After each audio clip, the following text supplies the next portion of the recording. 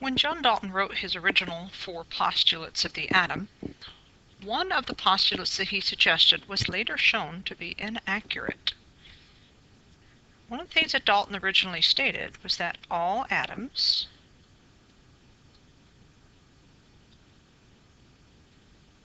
of an element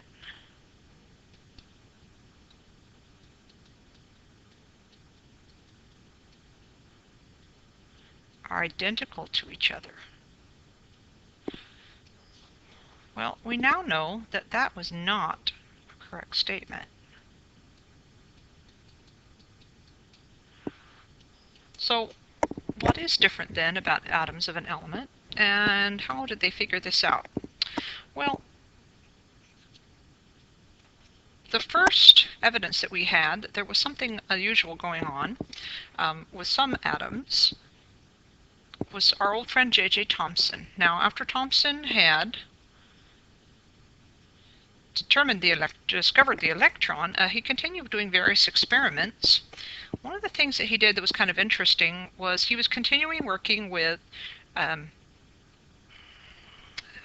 magnetic and electrical deflection of atoms. Because remember, that's what he did with the cathode ray. However, he did something interesting when he ran some neon gas.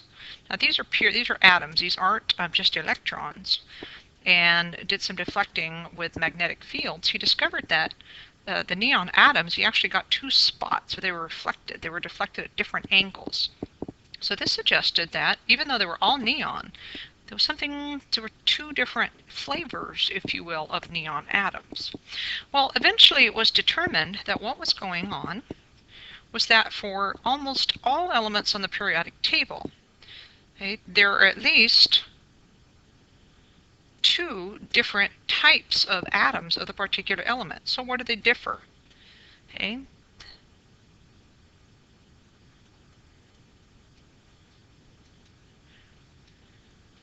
Well, it turns out that they were different in mass.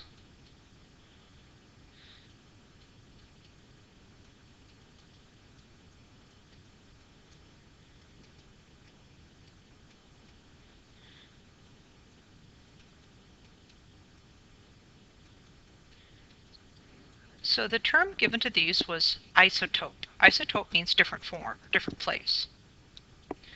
Or actually technically means equal place. So, well, where was the difference in mass coming from? Well, obviously there was something different in the nucleus. Now the number of protons has to be the same.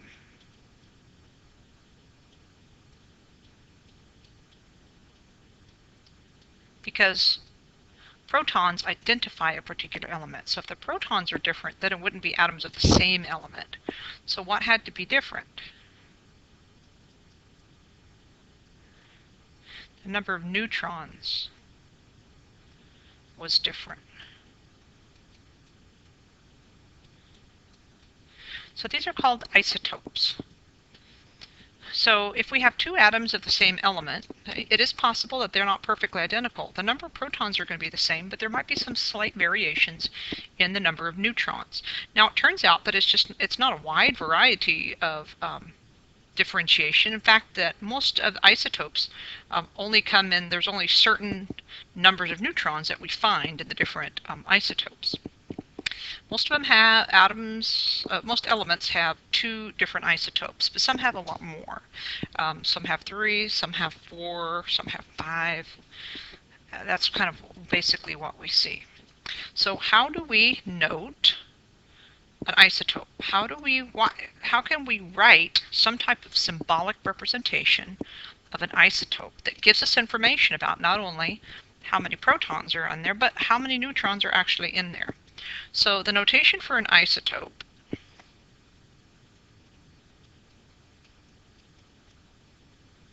looks like this. Okay, the letter X I'm going to draw here.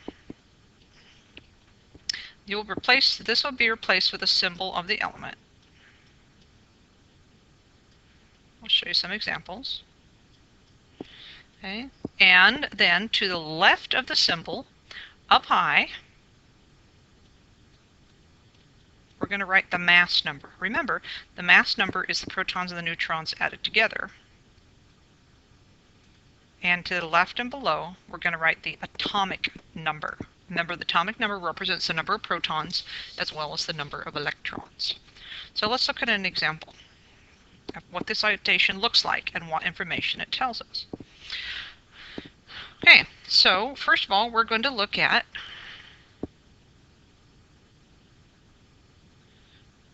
an atom of vanadium.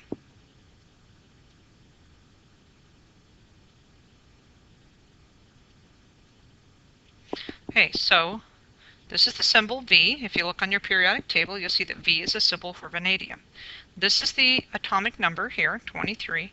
This is the mass number up here. So this would be the protons and the electrons. And this is the protons and the neutrons added together. So if I asked you how many protons, how many electrons, and how many neutrons, well, 23 tells you the number of protons, and 23 tells you the number of electrons. So this would be 23, and this would be 23. So how do we know how many neutrons are in this, the nucleus here? Well, this is the protons and the neutrons added together. That is 51. 23 of them are protons, so this has to be 51 subtract the 23, which is equal to 28. Okay, so when we look at the notation for an isotope, the number up here is the protons and the neutrons added together. The number down here is just the protons, but it's also the number of electrons. Let's do another example of that.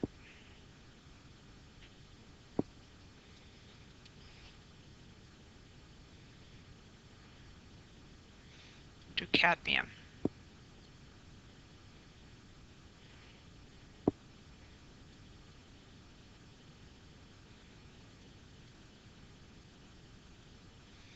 Okay, so the number of protons, the number of electrons, and the number of neutrons is our question here. Okay, remember, this is the atomic number. The atomic number will be the protons. The atomic number will be the electrons. To find the number of neutrons, I'll have to take 113 and subtract the 48.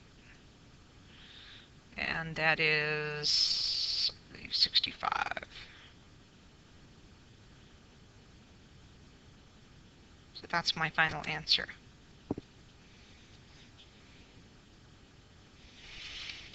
Okay, now, this brings us to another very, very important concept, which is called the average atomic mass.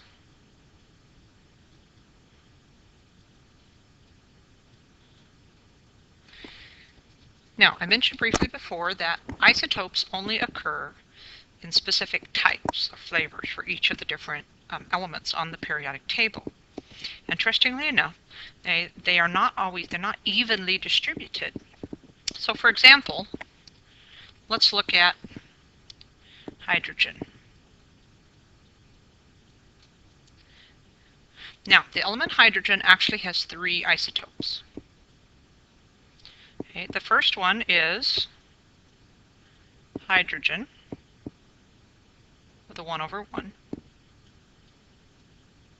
The next one is hydrogen 2/1. The next one is hydrogen 3/1. Now, this brings us to an interesting thing. We actually can name isotopes. So what do we actually call this? Okay, they're all hydrogen, so can we name them a little bit differently? Okay, we name isotopes, it's a little bit, we use part of the symbol here, by just using the name of the element and the mass number. So this one here is called hydrogen 1. This one here is called hydrogen 2.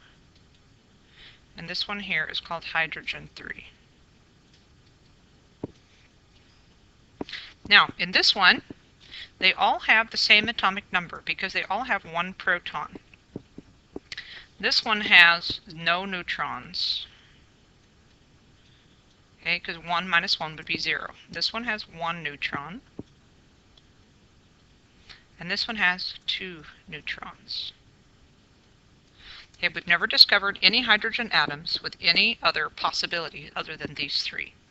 Now, if we just took a random sampling of hydrogen atoms, pure hydrogen, the only types of isotopes that would be present are these three. Now, interestingly enough, they're not equal. So it's not 1/3, 1/3, 1/3.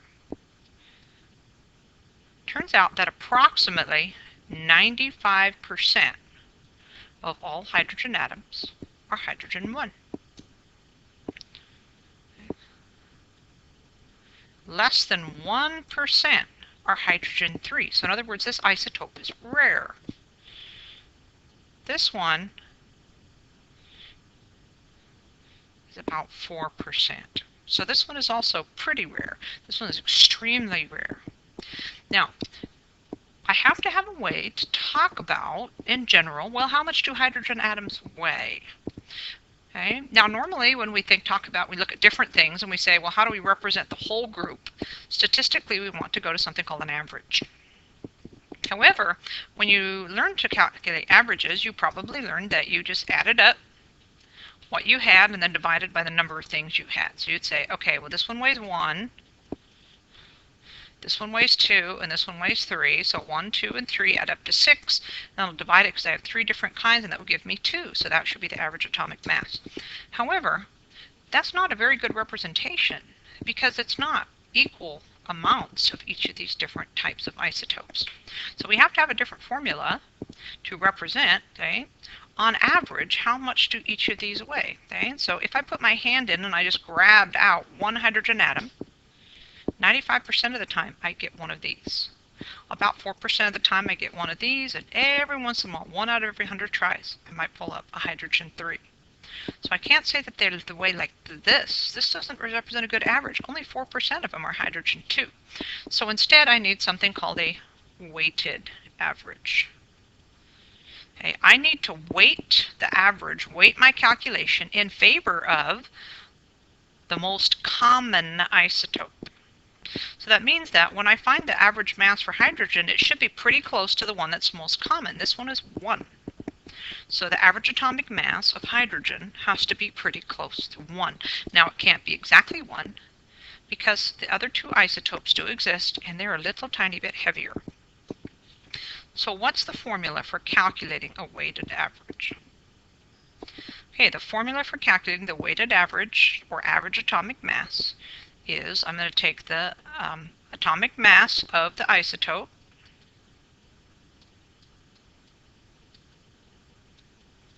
number 1.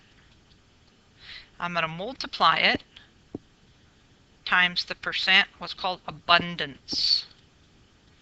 This is how much of it there is. So in this one, it would be 95%. And then I'm going to add to that atomic mass of isotope number 2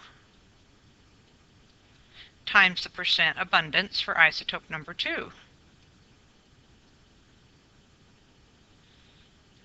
And so on and so forth. So I would do this 3 times because I have 3 isotopes. So for this one I would take 1, because that's all the information I have, times 95.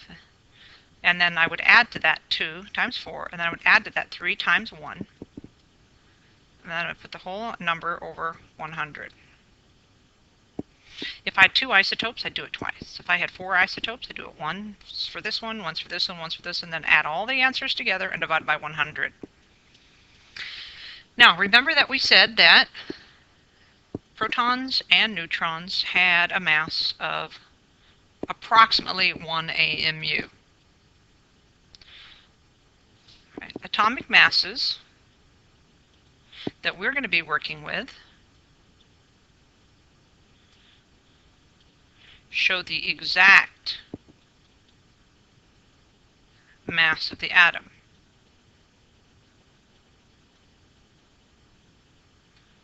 Not the number of particles in the nucleus.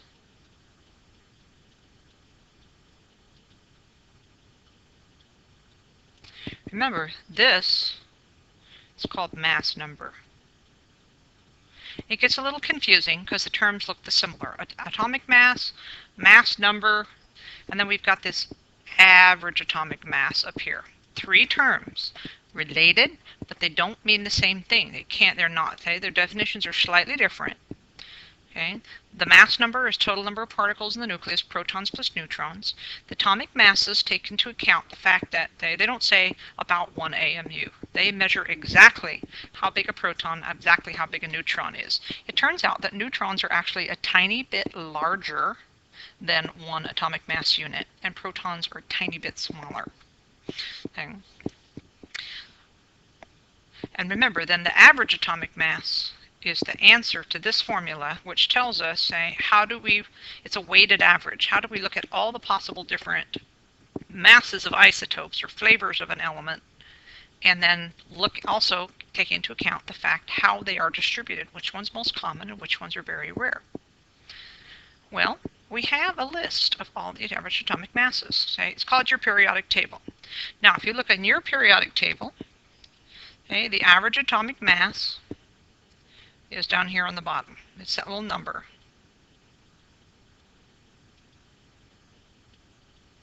Okay, that's underneath the symbol. So for example, aluminum, you should have 28.982. That's the average atomic mass of aluminum. So that takes into account all the possible isotopes that exist of aluminum, how much each of them weigh, and which ones are common and which ones are rare. Now occasionally we do have atoms where their isotopes are fairly equally distributed. For example, if you look at chlorine over here, and you'll notice that the average atomic mass for chlorine is 35.453. That is almost exactly in between 35 and 36. Now it turns out that chlorine atoms come in two flavors. Okay? One with a mass number of 35 and one with a mass number of 36. And it turns out that they are almost equal. Okay? The ones that are chlorine 35 is a little bit more common than chlorine 36. You can look at the average atomic mass of an isotope on the periodic table, and you can make a really good guess as to what the most common isotope is. So if you look at aluminum here, this number right here is really close. You could almost round it off to 29. So you can probably guess that the most common isotope of aluminum is 29. Okay, however, you know that there are other isotopes, and you know that they are less than 29 because the average is not quite 29. Okay, chlorine, it's almost exactly in the middle, so you can make a pretty good guess that probably those two that there are isotopes that are equally distributed. It's just a guess, but it's usually a pretty good one. Okay, so you are going to have to calculate some average atomic masses. Okay, the nice thing about average atomic mass problems is that you have the answer key. The periodic table is your answer key. So let me show you how that works. Okay, so this is an example of an average atomic mass problem. Okay, here we have lithium-6 and lithium-7. So these are the two isotopes of the element lithium. This is the average atomic. This is the actual atomic mass right here. Okay, please note that this says 6 and this says 6.015. Okay, this is the total number of protons and neutrons, and this is how much they actually weigh all added up together. You notice that it's not exactly 6. Lithium-7 is 7.016. This is the percentages. So you can see that lithium-7 is the most common of the two isotopes. So when we set up this problem, we're going to start with the first isotope, lithium-6. We're going to take the mass, 6.015. We're going to multiply that times the percent abundance. Okay, and we're going to add that to the information for the second isotope. So 7.016 times 92.5%. Okay, and then we would put that whole thing over 100. Now, when you put that in your calculator, you're probably going to get a number with a whole bunch of decimals, numbers after the decimal point. So the general rule is to remember, round to 3 places after the decimal.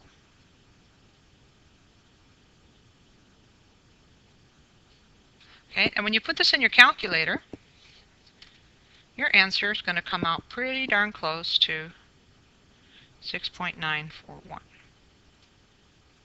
If you look on the periodic table, Okay, that's the average atomic mass of lithium. So your periodic table is a way to check your work. So after you do this problem, it's lithium, go to the periodic table and look at what the average atomic mass of lithium is in the table. Now your numbers may not be exactly the same depending on how you round it off, okay, and the information that you're given to work the problem, because scientists that made the periodic table, they have many, many, many significant figures. Okay, you don't have very many significant figures here compared to what they have, but your number should come out really close. Say this last 1,000th place, or maybe the 100th place might be off by 1, but they should come really, really, really close. All right, have fun.